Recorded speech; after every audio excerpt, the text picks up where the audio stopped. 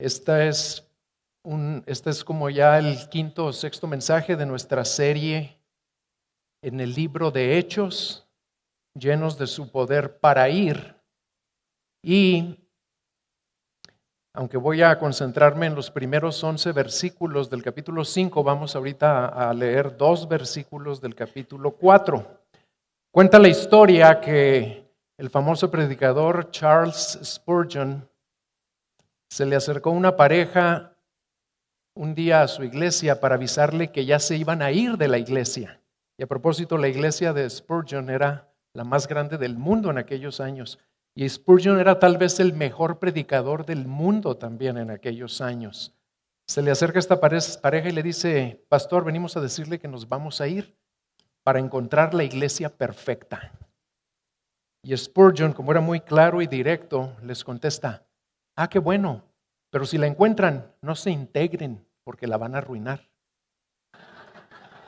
¿Y por qué les dijo eso? Pues porque no existe la iglesia perfecta, ni siquiera en el libro de Hechos, como lo vamos a ver en unos momentos. Hasta el final del capítulo 4, la vida de la recién nacida iglesia iba muy bien. Todo les estaba saliendo bien. La iglesia había respondido a lo que Dios les había encomendado, de ser testigos fieles, llenos del poder de su Espíritu Santo, empezando en Jerusalén. Y como vimos la semana pasada, los discípulos no se dejaron amedrentar cuando vino la persecución, cuando vinieron las amenazas, y los principales sacerdotes y los gobernantes les dijeron: ya no hablen en el nombre de Jesús. Al contrario, ellos ¿qué dijeron? ¿A quién le vamos a hacer caso? ¿A ustedes o a Dios? Ustedes juzguen, ¿a quién le tenemos que hacer caso? Y luego se fueron a orar y le pidieron al Señor: danos más valor para hablar con denuedo la palabra de Dios. Y el capítulo 4 termina diciéndonos que había una extraordinaria unidad entre los creyentes, que tenían todas las cosas en común, que con gran poder daban testimonio de la resurrección de Jesús y que no había ningún necesitado entre ellos. ¿Por qué? Porque ninguno consideraba ser suyo lo que poseía, y vendían sus propiedades y las traían a los apóstoles para ayudar a los necesitados. En el versículo 36 y 37 del capítulo 4 vemos un excelente ejemplo de una persona que demostró esa gran generosidad que se mencionó en los versículos anteriores. Vendió un campo y trajo el precio, el dinero, y lo depositó a los pies de los apóstoles. Esta persona se llamaba Bernabé, que quiere decir hijo de consolación. Así le decían los apóstoles. Se llamaba José, pero le decían Bernabé.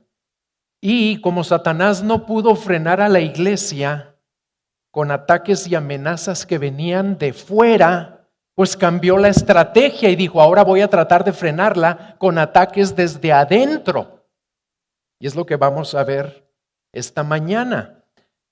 Trató de frenar a la iglesia y de meter cizaña por medio del pecado de una pareja llamados Ananías y Zafira, que intentaron imitar el ejemplo de Bernabé, pero con engaño y falsedad. En este pasaje es muy evidente que Dios no tolera la falsedad en su iglesia, y no la tolera en ningún lado, pero menos en su iglesia. Y al estudiarlo vamos a aprender 5 importantes lecciones. El título del mensaje es: Dios no tolera la falsedad en su iglesia. Y vamos a leer el capítulo 5 del 1 al 11. Pero cierto hombre llamado Ananías, con Zafira su mujer, vendió una propiedad y se quedó con parte del precio, sabiéndolo también su mujer. Trayendo una parte del mismo, lo puso a los pies de los apóstoles. Mas Pedro dijo: Ananías, ¿por qué ha llenado Satanás tu corazón para mentir al Espíritu Santo y sustraer parte del precio del terreno? Mientras estaba sin venderse, ¿no te pertenecía? Y después de vendida, ¿no estaba bajo tu poder? ¿Por qué concebiste este asunto en tu corazón? No has mentido a los hombres, sino a Dios. Al oír Ananías estas palabras, cayó y expiró, y vino un gran temor sobre todos los que lo supieron. Y los jóvenes se levantaron y lo cubrieron, y sacándolo le dieron sepultura. Después de un lapso como de 3 horas entró su mujer, no sabiendo lo que había sucedido. Y Pedro le preguntó, dime, ¿vendisteis el terreno en tanto? Y ella dijo, sí, ese es el precio, ese fue el precio. Entonces Pedro le dijo, ¿por qué os pusisteis de acuerdo para poner a prueba al Espíritu del Señor? Mira, los pies de los que sepultaron a tu marido están a la puerta y te sacarán también a ti. Al instante ella cayó a los pies de él y expiró. Y al entrar los jóvenes la hallaron muerta y la sacaron y le dieron sepultura junto a su marido. Y vino un gran temor sobre toda la iglesia y sobre todos los que supieron estas cosas. Este es un pasaje triste, un pasaje dramático en la vida de la iglesia y como les decía ahorita es el primer incidente negativo en el libro de Hechos.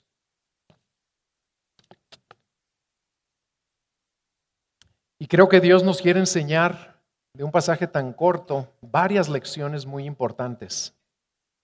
La primera es que mentir a la iglesia es mentirle a Dios mismo.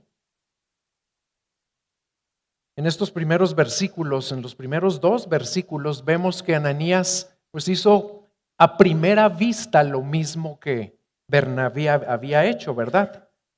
Ambos vendieron una propiedad, lo hicieron voluntariamente, nadie los obligó. Ambos trajeron el precio de lo vendido y lo depositaron a los pies de los apóstoles.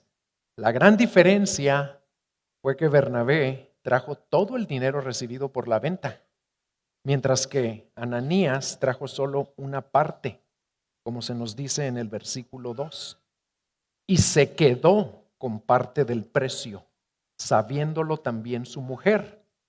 Trayendo una parte del mismo, lo puso a los pies de los apóstoles. Toda esa generosidad que hemos estado escuchando y leyendo en el libro de Hechos, que nos impacta, que nos reta, que nos motiva, era voluntaria, que no se nos olvide. El Señor no nos estaba obligando a vender todo lo que tenían, no, lo hacían de su propio corazón. Y no tenía nada de malo en que Ananías y Zafira se hubieran quedado con una parte de la venta. En el versículo 4, Pedro mismo les dice que la propiedad estaba bajo su control. A ti te pertenecía antes de venderla, le dice. Y después de vendida, seguía bajo tu control. El dinero era tuyo para que hicieras lo que tú quisieras con él. Pero aquí había algo turbio. Aquí hubo algo oculto. Cuando se nos dice que Ananías se quedó con parte del precio, esa palabra quedó quiere decir que lo hizo de una manera secreta y deshonesta. Es decir, se embolsó o se robó parte del precio. ¿Y por qué se usa esa palabra? Es una palabra acusatoria. ¿Saben por qué el Espíritu Santo inspiró a Lucas para que dijera que él en realidad se embolsó o se quedó de una manera deshonesta con parte del precio?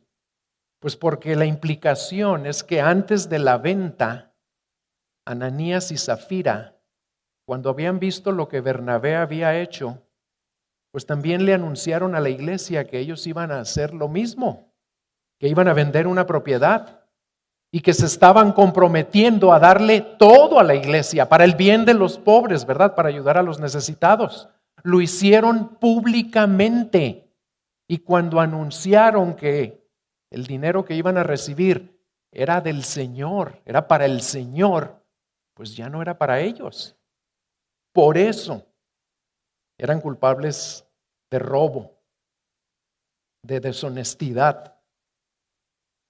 Sin embargo, ese no es el pecado más grave que cometieron. El pecado con el que Pedro los confronta es un pecado aún mayor. ¿Saben cuál es? Su falsedad, su hipocresía. Lo que Pedro le reclama principalmente no es su falta de honestidad, haber traído solo una parte del precio, sino su falta de integridad. ¿Por qué? Porque trajo solo una parte mientras afirmaba públicamente que lo había traído todo.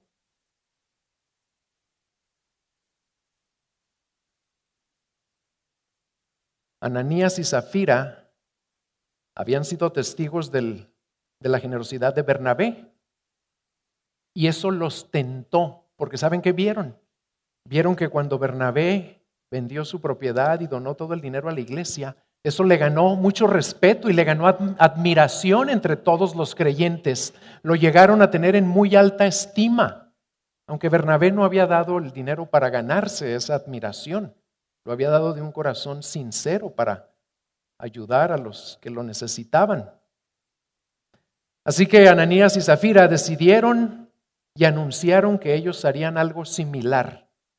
¿Por qué? Porque codiciaban el mérito, el prestigio que por lo general acompañan a la generosidad sacrificial, pero no estaban dispuestos a hacer un sacrificio genuino y verdadero, un sacrificio completo. Y con el fin de ganarse una reputación a la cual no tenían derecho, recurrieron a la falsedad y contaron una mentira vil y descarada y en público. Su motivación para dar ese dinero no era contribuir a suplir para las necesidades de los pobres. ¿Saben cuál era su motivación? Inflar su propio ego, quedar muy bien ante los demás. Y lo más grave de todo este asunto es que al mentirle a los apóstoles y al resto de la iglesia, le estaban mintiendo a Dios mismo.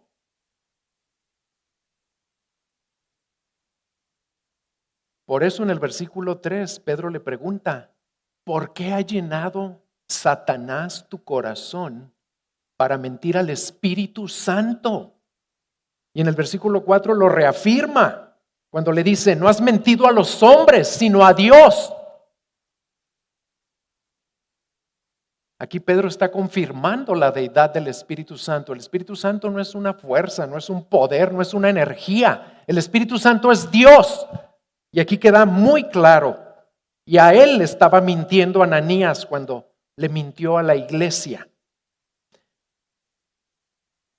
Así que no se nos olvide nunca, hermanos, que mentirle a la iglesia, no nada más a los líderes, a cualquier miembro de la iglesia de Jesucristo, es mentirle a Dios.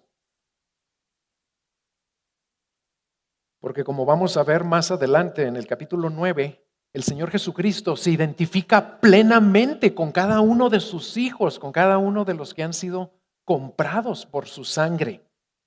Ya lo veremos adelante cuando se convierte Saulo, que llegó a ser Pablo, ¿se acuerdan? Que andaba persiguiendo a los cristianos y cuando el Señor se le aparece, lo confronta y le dice, Saulo, Saulo, ¿por qué me persigues? ¿Por qué dijo, por qué me persigues? Si Saulo andaba persiguiendo a los cristianos. Pues porque Cristo se identifica con cada cristiano, porque somos parte de Él. Él es la cabeza y nosotros su cuerpo. Y por eso también aquí Ananías le estaba mintiendo a Cristo, al Espíritu Santo, que es Dios también. Cristo es Dios, el Padre es Dios.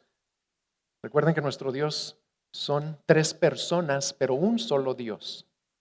Y toda mentira o falsedad es un pecado muy serio a los ojos de Dios, porque Dios siempre es veraz, aborrece toda mentira y jamás la va a tolerar, y menos aún entre su pueblo. Esto nos está dejando aquí muy claro el Señor. Y como todo pecado, la mentira o la falsedad siempre tiene graves consecuencias. Abran la Biblia en Números 23:19 para que vean que el Señor no puede mentir, no tolera la mentira, se opone a toda mentira. Números 23:19 dice, Dios no es hombre para que mienta, ni hijo de hombre para que se arrepienta. ¿Lo ha dicho Él y no lo hará? ¿Ha hablado y no lo cumplirá? Son preguntas retóricas, preguntas cuya respuesta es obvia. Todo lo que Dios dice lo cumple. Todo lo que Dios habla lo hace. Como se nos dijo la semana pasada, Él hace lo que le place. ¿Por qué? Porque es Dios y en Él no hay mentira, en Él no hay cambio, en Él no hay variación, no hay inconsistencia. Y en Tito en el Nuevo Testamento, capítulo 1, versículo 2, dice, con la esperanza de la vida eterna la cual Dios, que no miente, prometió desde los tiempos antiguos o eternos, perdón. Dios les había encomendado a sus discípulos que fueran sus testigos. ¿Testigos cómo? Testigos fieles en Jerusalén y en todo el mundo. Y para que pudieran cumplir esa noble misión, los llenó con la presencia y con el poder de su Espíritu Santo. Y por lo tanto, no iba a tolerar testigos falsos entre su pueblo. Y eso es lo que estaban siendo aquí Ananías y Zafira. Estaban pretendiendo ser y hacer algo que no eran y que no estaban haciendo. Por eso trató de manera tan severa con ellos, como leemos en el versículo 5, ¿verdad? Al oír Ananías estas palabras, cayó y expiró, en el acto murió. Y más adelante, en los versículos 7 al 10, Dios trató de la misma manera con Zafira, su mujer, pues ella también cometió el mismo pecado que de su esposo. Y en el versículo 8, como que Dios le da una última oportunidad a Zafira para arrepentirse. Porque Pedro le pregunta, dime, ¿vendisteis el terreno en tanto? Dios siempre nos extiende gracia, aun cuando nosotros somos falsos, como vamos a ver más adelante. Siempre nos da oportunidades de recapacitar, de reconocer nuestra falsedad y apartarnos de ella. Y aquí le estaba dando esa oportunidad a Zafira. Y por eso Pedro le pregunta, ¿lo vendiste a tanto? Su esposo ya había muerto y ella ni cuenta se había dado. Desgraciadamente, no aprovechó la oportunidad para decir la verdad. ¿Y qué le contesta? Sí. Muy segura, ¿verdad? Muy segura de la mentira. Sí, ese fue el precio. Y luego en el versículo 9, Pedro le recuerda su pecado y le pregunta, ¿por qué os pusisteis de acuerdo para poner a prueba, para tentar al Espíritu del Señor? Mira, los pies de los que sepultaron a tu marido están a la puerta y te sacarán también a ti. Y al instante ella cayó a los pies de él y también expiró.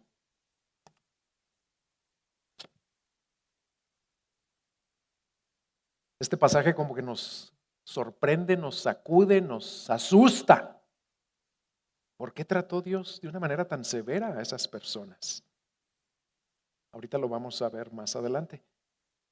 Pero en lugar de mentirnos los unos a los otros, sino representar íntegramente al Dios y Señor que nos salvó y nos llamó a ser sus testigos fieles, a reflejarlo como Él realmente es, ¿saben cómo nos dice Dios? ¿Cómo nos manda a hablarnos los unos a los otros? ¿Vivir entre nosotros?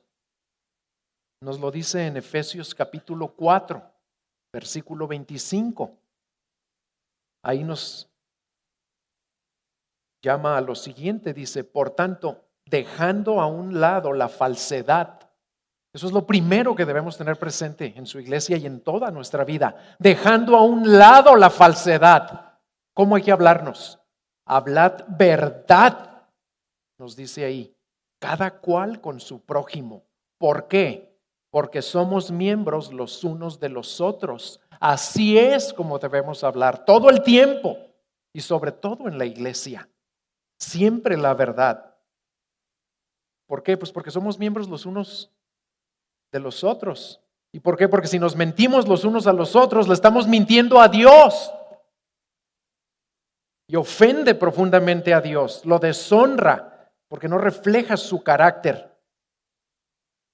Y mentirnos los unos a los otros, ¿saben también qué es? Es algo absurdo, es algo insensato, es algo que no tiene sentido, porque es como mentirnos a nosotros mismos. Desgraciadamente, sí nos engañamos a nosotros mismos con mucha frecuencia, pero Dios nos está llamando a apartarnos de todo eso, a arrepentirnos de toda falsedad, de toda falta de integridad, a hablar siempre la verdad, solo la verdad, toda la verdad, porque somos hijos del único Dios verdadero y testigos de Jesucristo que dijo, yo soy el camino, la verdad y la vida. Si le estás dando una falsa impresión a algún hermano en la fe, y no tiene que ser de esta iglesia, porque saben que a veces a los que más engañamos son a los que no están aquí cada domingo y que no nos conocen muy bien. Si estás dando una falsa impresión a algún hermano o hermana de esta o de otra iglesia, arrepiéntete, porque le estás mintiendo a Dios. Y antes de pasar a la siguiente lección, tal vez también se hagan otra pregunta. ¿Cómo supo Pedro que no estaban trayendo todo el dinero, que traían una parte, que habían dejado otra a un lado? ¿Cómo supo que estaban siendo engañosos, falsos, hipócritas? La Biblia no nos dice cómo lo supo, pero podemos deducir que fue una revelación profética del Espíritu Santo. Recuerden que vivían llenos del Espíritu Santo, y cuando el Espíritu Santo se está manifestando en su poder, en cualquier iglesia, en cualquier lugar, también se manifiestan los dones que Él concede, y uno de esos dones es la revelación profética. Y en este caso, el Espíritu Santo le reveló a Pedro lo que estaba haciendo Ananías y Zafira. Y eso no nada más pasó en el libro de Hechos, pasa en nuestros días. Recuerden que Carlos nos comentó hace unos domingos de una persona en una iglesia a la que vino un avivamiento, y a esa persona el Espíritu le estaba revelando el pecado de otros hermanos ahí en la iglesia. ¿Y saben qué? Si nosotros seguimos buscando la llenura del Espíritu Santo y seguimos buscando un genuino avivamiento aquí en nuestra iglesia y en nuestra vida, se van a empezar a manifestar cada vez más esos dones y esas revelaciones proféticas, junto con otros dones que Dios nos quiera conceder. Pero eso no nos debe asustar, nos debe alegrar, porque va a mantener a la iglesia sana, limpia de falsedad y de hipocresía. Lección número 2. Mentirle a la iglesia es ponernos bajo la influencia de Satanás. En el versículo 3, Pedro da a entender que Satanás también tuvo algo que ver en el pecado de Ananías cuando le pregunta: ¿por qué ha llenado Satanás tu corazón para mentir al Espíritu Santo y sustraer parte del precio del terreno? Pero lo primero que les quiero aclarar, hermanos, es que aunque Satanás definitivamente sí influyó en lo que Ananías hizo, la responsabilidad y la culpa por ese pecado no es de Satanás, es de Ananías. Y lo podemos ver ahí en el versículo 4. Pedro mismo lo aclara. Vean el versículo 4. ¿Por qué concebiste este asunto en tu corazón? Fíjense que Pedro no le reclama por qué puso el diablo este asunto en tu corazón, o por qué lo concibió el diablo y luego vino y te lo metió. No, le dice, ¿por qué tú concebiste ese asunto en tu corazón?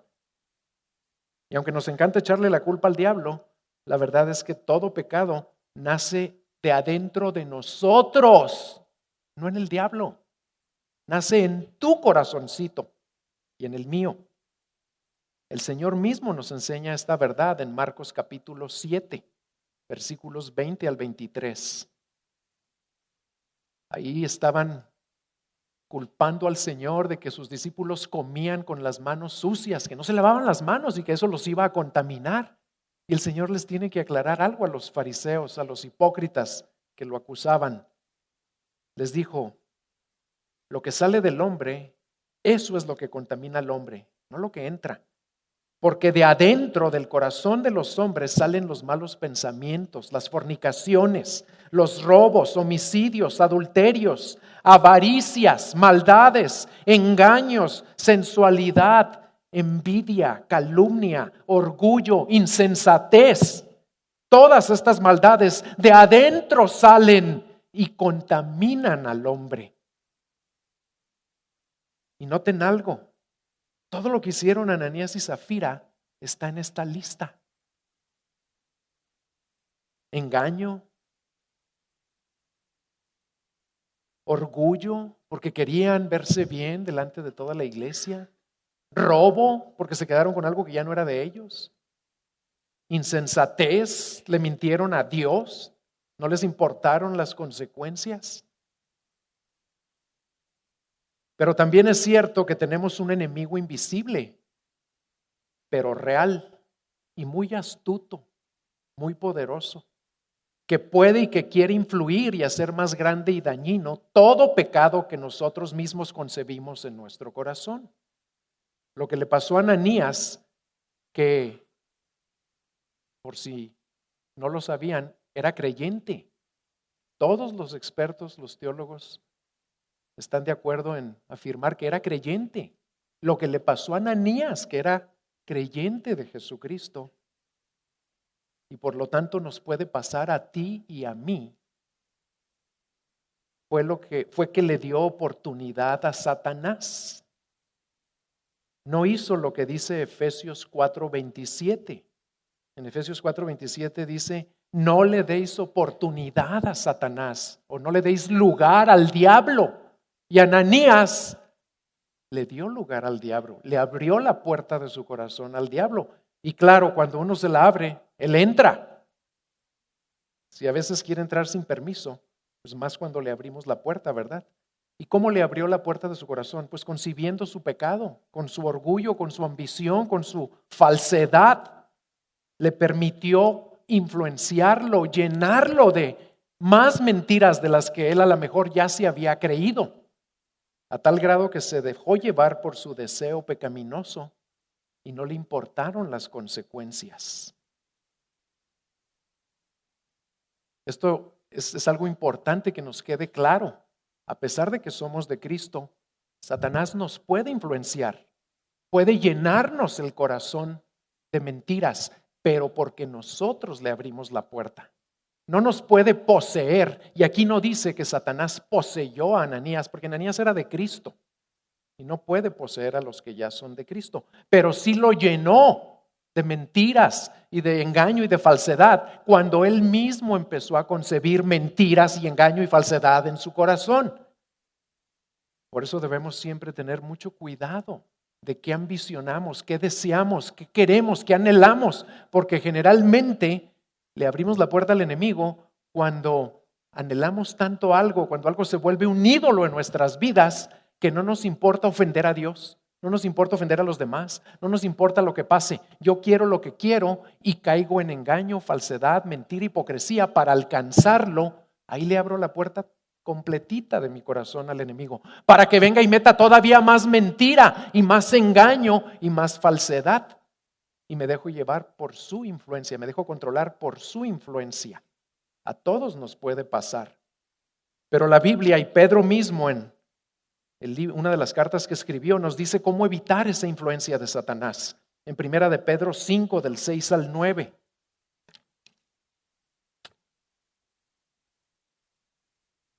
Dice: humillaos pues bajo la poderosa mano de Dios, para que Él os exalte a su debido tiempo, echando toda vuestra ansiedad sobre Él, porque Él tiene cuidado de vosotros. Con eso empieza antes de mencionar al enemigo. Y luego nos dice: sean de espíritu sobrio, estén alertas, porque vuestro adversario el diablo anda al acecho como león rugiente, buscando a quien devorar. Pero, y aquí viene nuestra parte, no nada más nos dice: aguas, ahí anda el diablo y a ver cómo les va, que Dios los bendiga. No, ¿qué nos dice? Aguas, humíllense a Dios, confíen en Dios, Él tiene cuidado de ustedes y manténganse sobrios y alertas, vigilando, porque hay un peligro real, un enemigo real. Y luego nos dice cómo responderle a ese enemigo, pero resistirle, dice, firmes en la fe. Así es como debemos tratar con el enemigo, resistirlo, siempre resistirlo, no creerle nada, no abrirle ni una rendija, no aceptar ninguna insinuación, nada, resistirle firmes en la fe, sabiendo que las mismas experiencias de sufrimiento se van cumpliendo en vuestros hermanos en todo el mundo. Y esa misma enseñanza nos la repite en Santiago, capítulo 4, versículos 6 y 7. Ahí nos dice así, dice: pero Dios, Él da mayor gracia. Por eso dice: Dios resiste a los soberbios, pero da gracia a los humildes. Por tanto, someteos a Dios. Resistid pues al diablo y huirá de vosotros. A veces de estos versículos agarramos nomás lo que nos gusta, lo más padre, lo que se nos hace como más espectacular o más impactante. Yo puedo resistir a Satanás y se tiene que ir. Yo lo puedo correr, yo lo puedo echar a patadas. Pero nos olvidamos de lo primero que nos dice aquí Dios. Tú nunca vas a poder resistir a Satanás solo. Tú nunca lo vas a poder echar a patadas. Tú nunca lo vas a poder dominar. Nunca. Por eso lo primero que tenemos que tener presente aquí es que hay que humillarnos. Fíjense cómo empezaron los dos pasajes. Pedro empezó: humillaos bajo la poderosa mano de Dios y confía en Dios. ¿Y cómo empieza Santiago? Él da mayor gracia. Y luego lo mismo, resiste a los soberbios y da gracia a los humildes. ¿Por qué enfatiza el Señor la humildad antes de decirnos cómo resistir al diablo? Pues porque con una postura de arrogancia y de soberbia y de orgullo nunca lo vamos a poder resistir. Es un enemigo muy poderoso, mucho más poderoso que nosotros.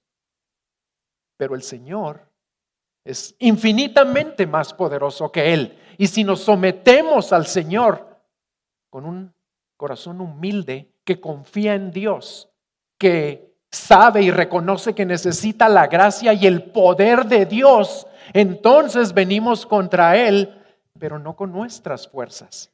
Venimos contra Él en el poder de Cristo. Y se tiene que ir siempre. Ese es nuestro papel y eso es lo que no hicieron Ananías y Zafira. En lugar de humillarse y someterse a Dios y a sus propósitos, Ananías decidió exaltarse a sí mismo. Y eso es todo lo contrario de resistir al diablo. Eso es invitar al diablo. ¿Por qué? Porque él siempre se ha exaltado, por eso es diablo, porque se rebeló contra Dios. Y cuando nosotros lo imitamos, pues nos ponemos de su lado y él dice: bienvenido. Y nos ayuda a exaltarnos más y empeorar las cosas. ¿Estás tú humillándote y sometiéndote a Dios? Y por lo tanto resistiendo al diablo en todas las áreas de tu vida. Si has puesto en tu corazón un deseo egoísta, si hay algún deseo ahí que no quieres soltar, que te está controlando, que te está obsesionando cada vez más, y ya ni siquiera te importa ofender a Dios o mentirle a su iglesia o cualquier otra consecuencia que te pudiera venir, tal vez sea porque ya le diste oportunidad a Satanás, ya le abriste la puerta de tu corazón. Y si es así, Dios te llama a arrepentirte, a humillarte, a someterte a Él. Y Él te dará mayor gracia para confiar en Él y para que entonces puedas resistir al diablo y vivir como testigo fiel de Jesucristo.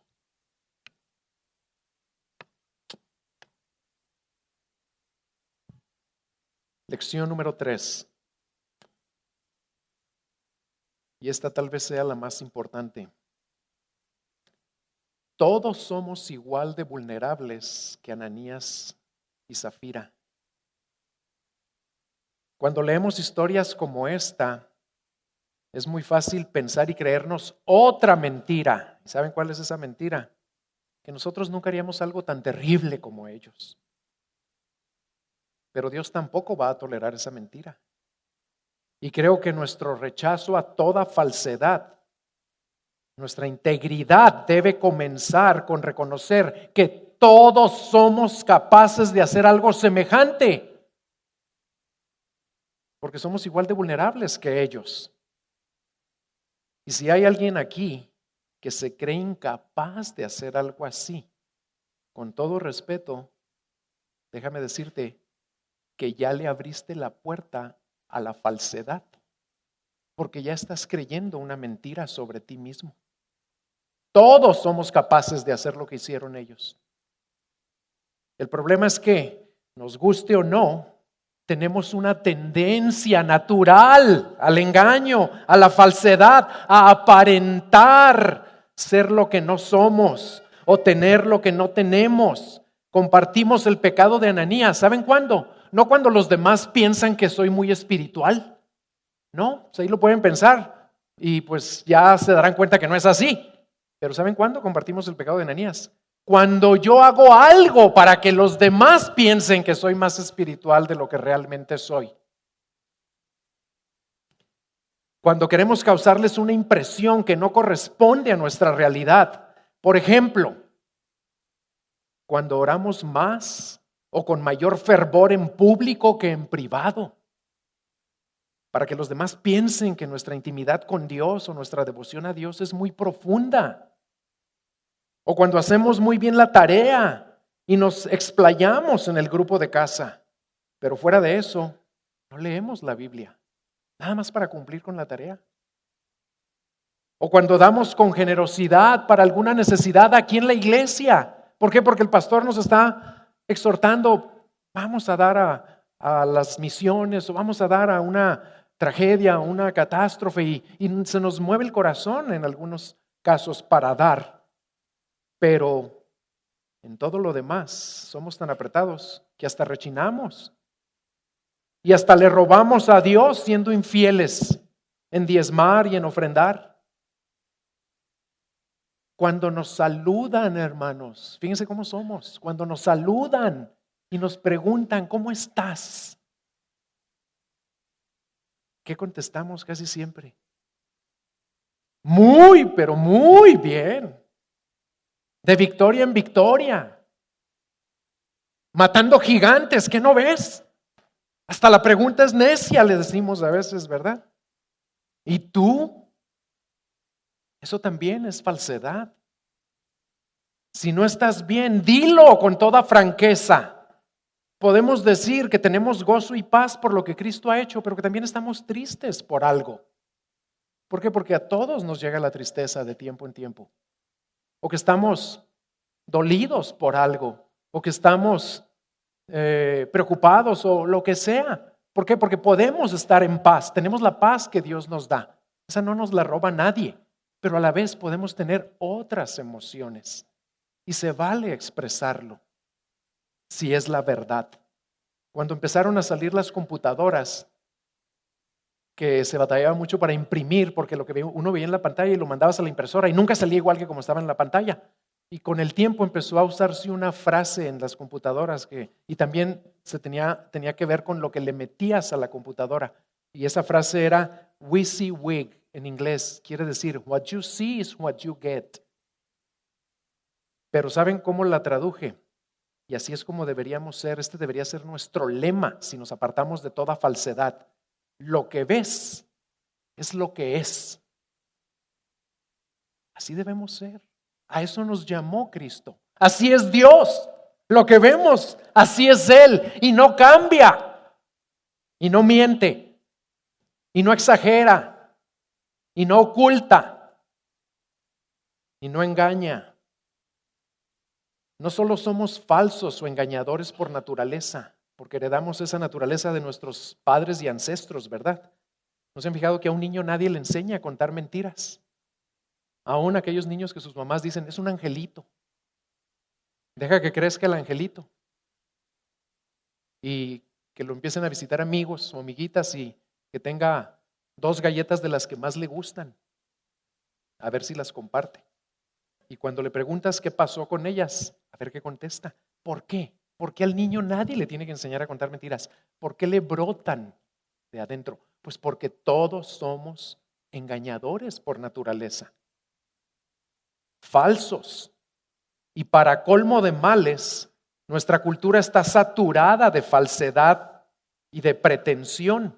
Los medios de comunicación nos bombardean a diario con una letanía de mensajes falsos, engañosos, exagerados, como este, que no sé si lo habían oído.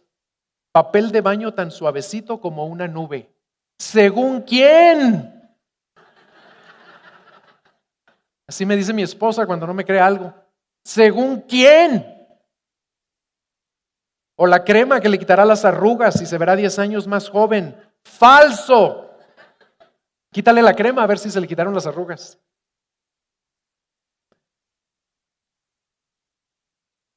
Los cristianos deberíamos ser los más arrugados a propósito. ¿Saben por qué? Porque se nos manda estar siempre gozosos. Y es imposible estar lleno de gozo y no sonreír. Los únicos que no se arrugan nunca son los que nunca sonríen. Como la tía de una amiga que yo tenía.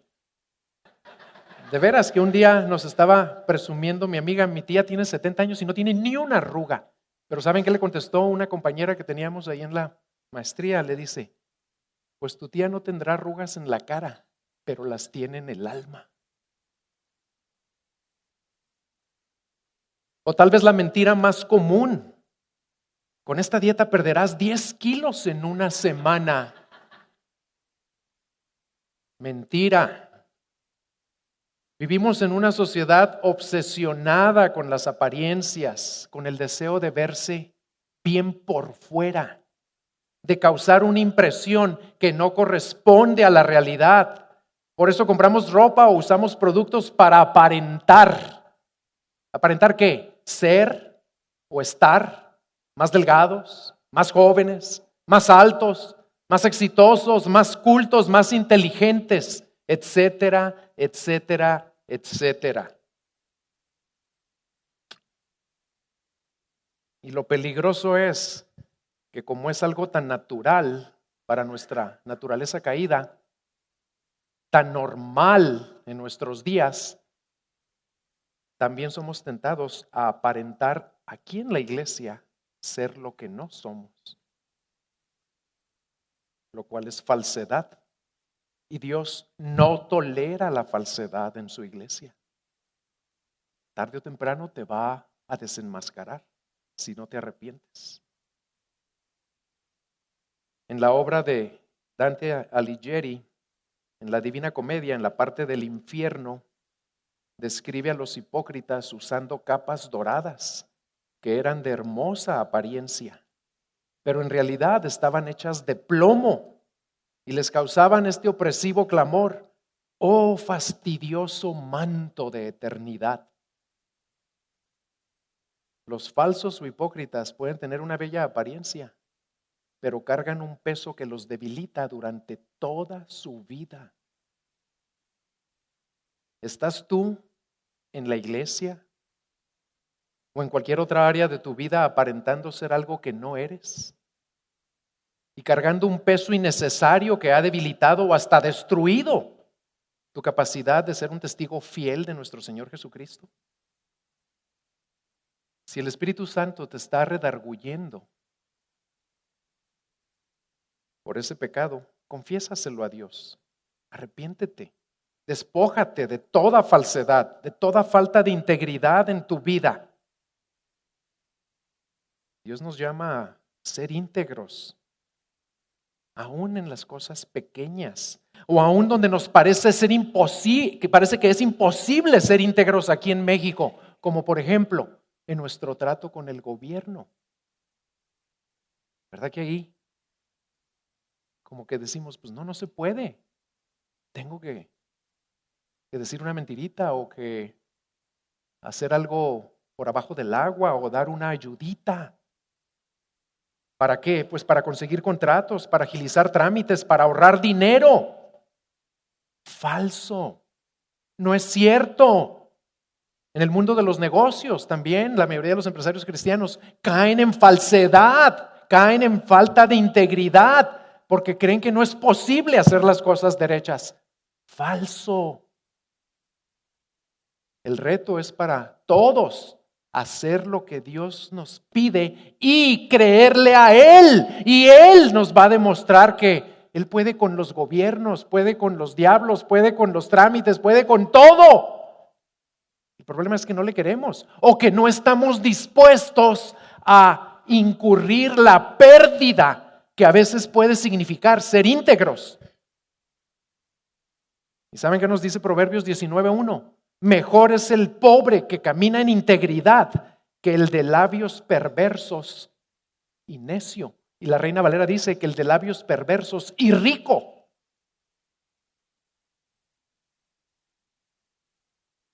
Os quiero retar a atrevernos a hacer todo con integridad, todo.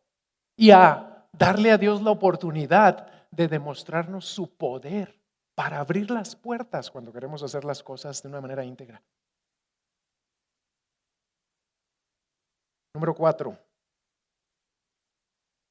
Toda falsedad en la iglesia debe ser confrontada con firmeza.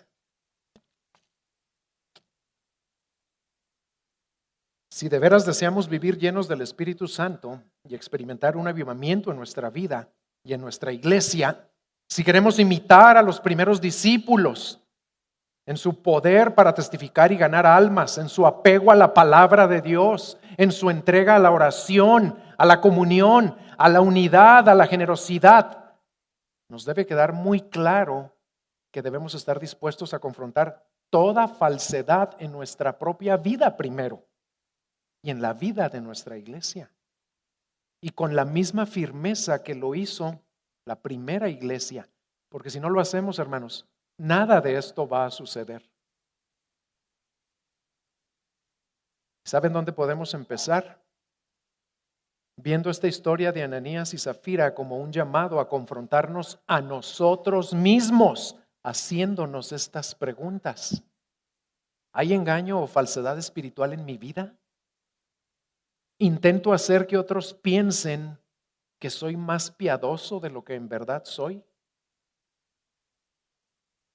Estas preguntas son muy importantes porque el efecto negativo de no confrontar esos pecados es enorme.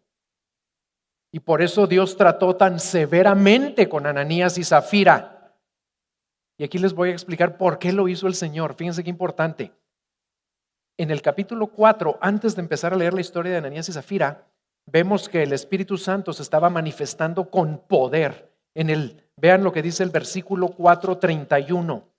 Dice, después que oraron, el lugar donde estaban reunidos tembló y todos fueron llenos del Espíritu Santo y hablaban la palabra de Dios con valor. Ahí está la llenura del Espíritu Santo. Y luego en el versículo 33, con gran poder los apóstoles daban testimonio de la resurrección del Señor Jesús. Y ya termina el capítulo 4. Luego viene la historia de Ananías y Zafira. Y en el versículo 12 al 16, de nuevo vemos que el Espíritu Santo se empieza a mover con poder entre los apóstoles, porque Dios les responde la oración que habían hecho en el capítulo 4. Señor, concédenos valor. Y le piden al Señor, también respalda la palabra con prodigios, con señales, con milagros. Y vean del versículo 12 al 16, por mano de los apóstoles se realizaban muchas señales y prodigios entre el pueblo. Y estaban todos unánimes en el pórtico de Salomón. Todo eso se hubiera perdido si el Señor tolera la falsedad de Ananías y de Zafira. ¿Por qué? Porque para vivir lleno del Espíritu Santo y lleno de su poder y para estar unánimes y ver milagros y prodigios, necesitamos ser íntegros. Porque si somos falsos, eso contrista al Espíritu Santo y se va su poder. Y el Señor no lo podía permitir. La iglesia estaba naciendo. Tenía que preservar esa unidad, esa generosidad, esa comunión, esa pureza. Y por eso tuvo que tratar con ellos de esa manera. Pero ¿saben qué? Dios no ha cambiado. Y esta sigue siendo su iglesia. Y el Espíritu sigue siendo santo. Y si le estamos pidiendo que haga lo que hizo allá, tampoco va a tolerar aquí la falsedad. Ninguna falsedad. Y si se están preguntando, ¿y por qué Dios no ha tratado conmigo tan drásticamente como lo hizo con Ananías y Zafira? Porque he pecado igual que ellos. He dado a entender que soy lo que no soy. Y me encanta que los demás piensen muy bien de mí, cuando en realidad no soy lo que piensan. ¿Saben por qué no ha tratado con nosotros igual? Por pura bendita gracia. Pero también les recuerdo que nuestra falsedad es igual de grave y ofensiva a Dios que la de ellos. Y que aunque no hemos caído muertos como ellos, mi falsedad y tu falsedad ya causó que otro muriera. Murió en una cruz hace 2000 años. Lo golpearon hasta dejarlo irreconocible. Y lo traspasaron hasta que se derramó cada gota de su sangre. Siempre hay muerte por la falsedad. Siempre hay muerte, o la tuya o la de nuestro sustituto perfecto que es Jesucristo. pero siempre causa muerte la falsedad. Así de grave es. Por eso debemos estar siempre dispuestos a confrontarla, primero en nuestra propia vida. Y un paso práctico que podemos tomar para empezar a hacerlo es: pídanle ayuda a alguien, porque a veces nosotros mismos nos creemos nuestra falsedad. ¿Y saben qué hay que hacer? Ser más objetivos y pedirle a algún hermano en la fe, algún líder, alguien que le tengas confianza y que es un hermano maduro. Dile: si ves algo falso en mi vida, te pido que me ayudes y me lo señales. Y empieza pidiéndoselo a tu esposa, si estás casado, o a tu esposo. Ella sí te va a decir la verdad.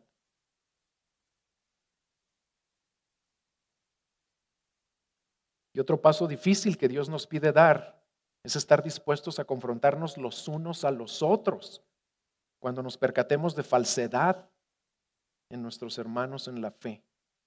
Pero primero hay que orar y cerciorarnos de que no sea un juicio injusto de nuestra parte, una acusación falsa, ¿verdad? Pero si ya oramos y creemos que sí es correcto lo que estamos percibiendo y nuestro hermano o hermana no lo ve, entonces debemos confrontarlos con humildad y sabiduría, pero también con claridad y firmeza.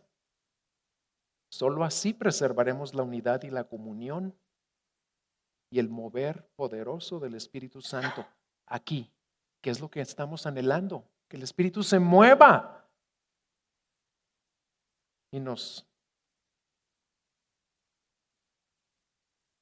use con poder, ¿verdad? Pero si cedemos al temor al hombre, y aquí es donde fallamos, miren, y aquí caemos en otra falsedad. Si cedemos al temor al hombre y digo: no, yo no le digo nada porque yo también tengo cola que me pisen, pues ahí ya estoy tolerando la falsedad de otro y contribuyendo a esa falsedad en mi iglesia, que es la iglesia del Señor. Y también yo voy a pagar consecuencias. Por último, todo lo anterior debe producir un mayor temor de Dios en nosotros.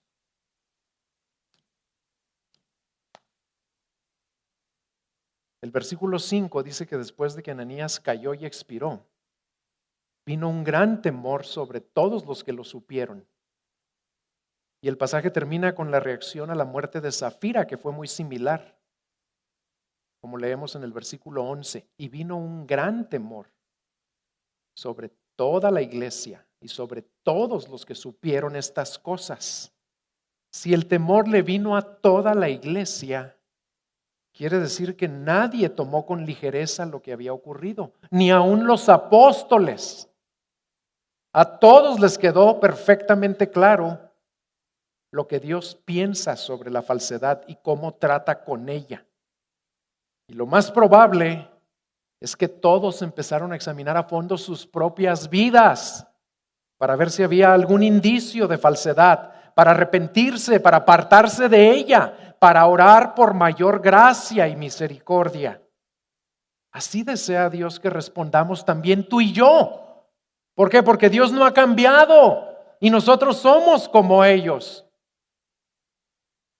Y Dios quiere que repudiemos esa falsedad, que tengamos temor ante su santidad, que reconozcamos su amor y su celo por la iglesia, porque no ha cambiado el celo de Dios por su iglesia. Algunos piensan que el temor de Dios es algo malo. ¿A poco voy a vivir todo el tiempo asustado y lleno de temor y esperando que me parta un rayo? No, eso no es el temor de Dios. El temor de Dios es una actitud de reverencia, de asombro ante este Dios santo, que sí odia todo pecado, y yo merecía caer muerto cuando cometo un pecado. Pero porque su Hijo vino a pagar por mí, ese Dios que aborrece mi pecado y que me asombra y por el cual tengo reverencia, ese Dios yo sé que ahora me ama porque me limpió con la sangre de su Hijo. Entonces el temor de Dios es asombro, reverencia y un deseo de hacer su voluntad, de agradarle, porque yo sé lo que merecía y que se lo dio a su hijo en lugar de dármelo a mí. De hecho, el temor de Dios es lo único que hace posible que vivamos con un gozo continuo. Al contrario de lo que muchos piensan, si vives en temor, nunca vas a tener gozo. Nunca vas a tener paz. Falso. Solamente con el temor de Dios podemos vivir en pleno gozo, en perfecta paz toda la vida.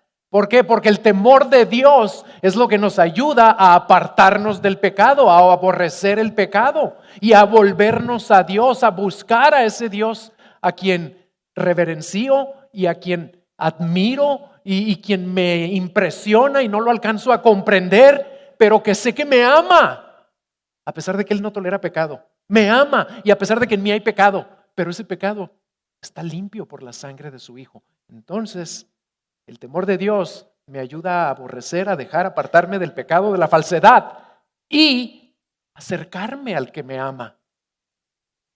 Y ahí es donde se encuentra el gozo en su presencia. El Salmo 147 nos dice que Dios se complace en los que le temen, en los que esperan en su misericordia. También eso me produce gozo, que cuando yo le temo a Él, le produce alegría que yo le tema. Se complace y se deleita en que yo venga a su presencia con temor, que viva siempre en reverencia y en obediencia hacia Él.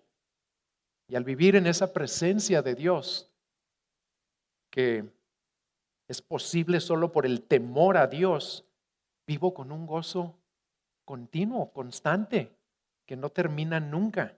Como dice el Salmo 16, me darás a conocer, versículo 11, me darás a conocer la senda de la vida. En tu presencia hay plenitud de gozo, en tu diestra deleites para siempre. Por eso debemos reaccionar con temor, porque Dios sigue siendo santo.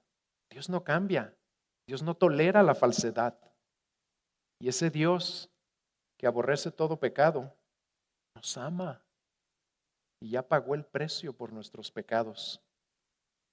Así que pídele a Dios que use todo lo que te habló y enseñó a través de este mensaje para producir en tu corazón un mayor temor a Él y a las consecuencias de ofenderlo.